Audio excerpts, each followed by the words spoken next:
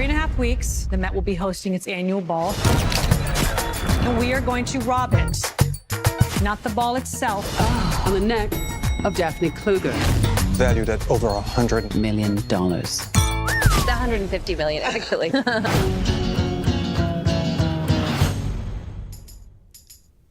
Thank you for joining us for another movie lingo discussion. I'm Eddie Lingo, and it's good to be back. I'm going to talk to you about Ocean's 8, which is a sequel in the Ocean's franchise. This film is actually starring Sandra Bullock as Debbie Ocean, who plays Danny Ocean's sister, who just got out of prison, and she's got a job in mind with some revenge in mind, and she's about to see it through with her 8. Now, I must warn you, if you haven't seen this movie, please do not go any further, because I am not going to really hold back, and there will be a few spoilers. If you have, then let's go ahead and get right to it. Being a big Ocean's 11 fan, I was a big fan of the entire franchise, but of course nothing beats Ocean's 11. Even though that was a remake in itself, for me it was my first exposure to Ocean's 11. I loved it, stylish and everything. So I'm a really harsh critic on this. So in my opinion, this movie was decent. I know I just sounded like I was about to trash it, but I just felt like it could have been so much better. It was slow getting going, but that's what it had to do to establish everyone, which was fine, to get to the heist. But I gotta say that once it did get to the heist, once things started really, once the heist got going and things started picking up, it started to feel like an Ocean's movie, especially when things were going potentially wrong. And then after the heist itself, you found out that there was another plan, an alternate heist going down at the same time. So that made me feel better about what I just watched, and it actually saved the movie. The one big problem I have is actually the Helena Bowman Carter. She plays the stylist or the fashion designer. They recruited her basically because she was $5 million in debt to the IRS, and they recruited her, and she just took to it naturally as being this very smart, thinking on your feet, criminal, and manipulator. And that was the only thing that really stood out to me. Like, I wanted her to actually be bumbling more, or even question, like, what are we doing here? And they tried to suggest that early on, but I mean, the only reason they were able to pull her in is because she was in debt to the IRS, and she wanted to clear that. But she's never done anything like this before, but she took to it so naturally, and then she just fit right in, and I just that kind of bothered me, which actually lowered my rating.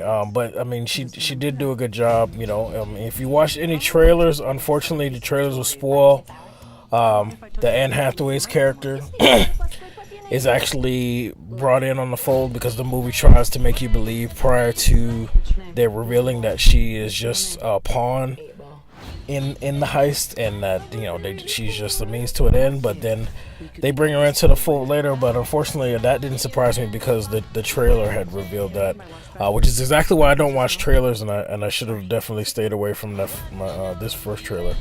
But the movie itself, I still have to say, it was good.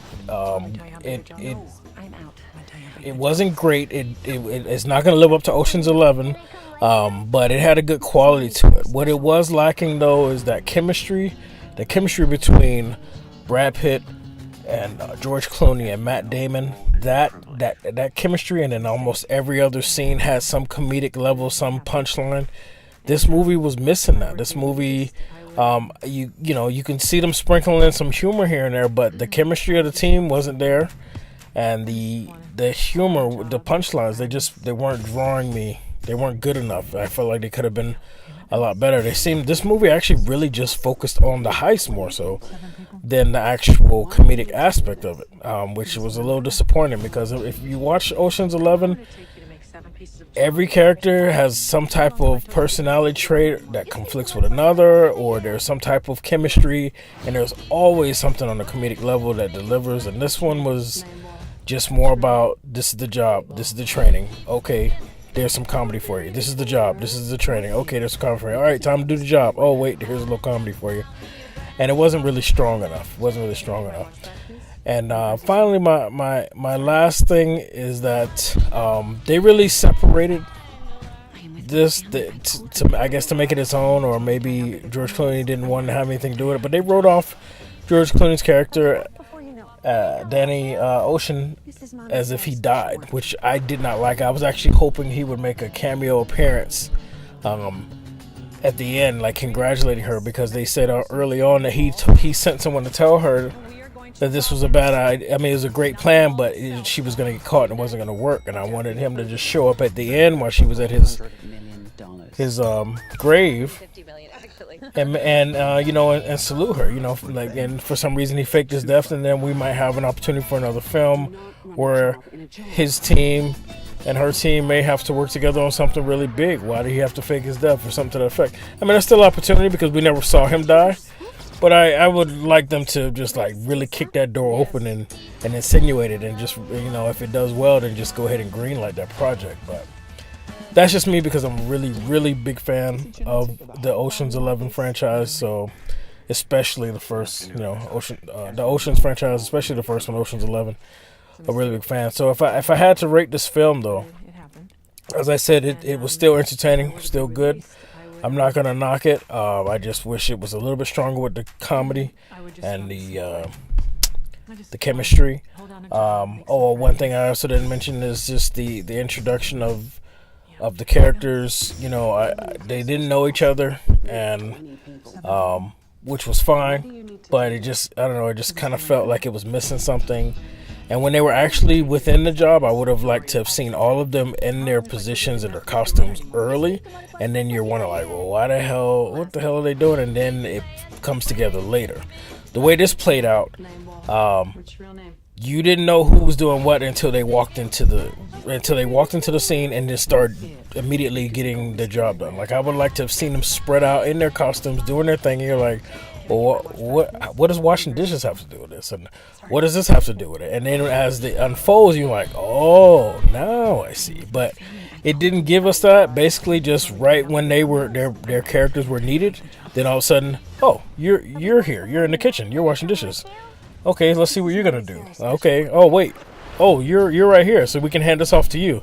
And it was okay, but I felt like it would have had more wow factor if we would have been seeing them in their positions early, trying to figure out what the hell, and then we see how it works later. We're like, But anyway, I jumped off track. If I had to rate this, I'm going to give it a 7 out of 10 movie lingo rating, and thank God that no one else is actually on this review with me to try and hike it up. Ron, all right. So that's my opinion. Let me know in the comments how you feel about it. Let me know also if you're open to a second film, even if, you know, the original Ocean's crew, well, those that are still with us alive, come back. You know, let me know your thoughts on that. I'd definitely like to know that. So let me know in the comments, okay? So I want to thank you for joining us for another Movie Lingo discussion. I'm Eddie Lingo, and we'll see you on the next one.